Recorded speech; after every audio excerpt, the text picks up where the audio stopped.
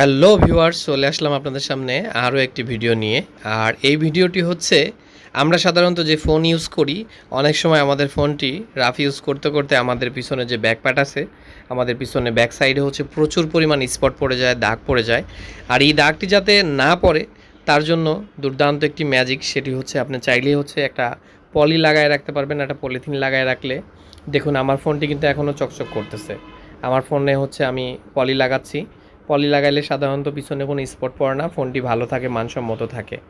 তাই আপনারা চাইলে আপনাদের যে কোনো মডেলের যে কোনো ফোনে হচ্ছে আপনারা পলি লাগাতে পারবেন। অনেকেই ভাবেন যে এই মডেলের এই পলি পাওয়া যাবে কি না, এই ফোনের পলি পাওয়া যাবে কি না। না, এই ধারণাটা একদমই ভুল।